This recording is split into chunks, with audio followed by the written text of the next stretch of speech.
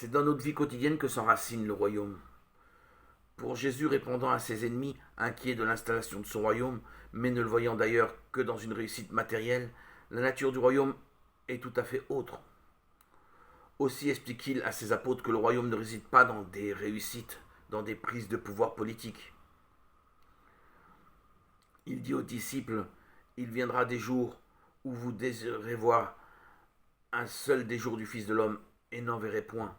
Et l'on vous dira, voici qu'il est là, voici qu'il est ici. N'y allez pas, ne poursuivez pas une telle recherche. Luc 17, versets 22-23. Jésus est beaucoup plus réaliste pour installer l'homme dans le royaume de Dieu. Il lui propose un tout autre chemin, celui de sa propre vérité. À l'homme, créature fragile et mortelle, consciente de sa grandeur et de son fini, il demande d'accepter son mystérieux destin, d'accepter cette souffrance qui lui colle à la peau, et de s'en remettre à travers ce qu'il est et ce qu'il vit à l'amour d'un Dieu, que lui, Jésus, appelle toujours Père. Ainsi devenu l'un d'entre nous, le Fils de l'homme nous trace-t-il cette route. Mais tout d'abord, il faut que le Fils de l'homme souffre beaucoup et soit rejeté par cette génération.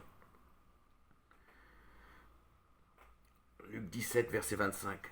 Alors pour lui, comme pour nous tous, se réalisera cette gloire près du Père qu'il nous décrit.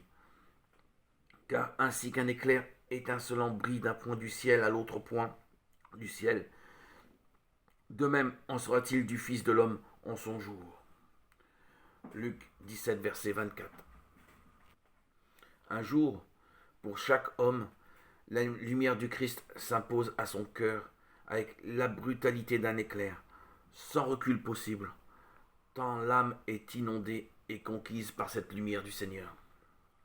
Le texte de Luc s'applique en premier au retour du Christ à la fin des temps, mais il vaut aussi pour chacune de nos vies. Un jour, le Christ nous illumine à son jour et à son heure.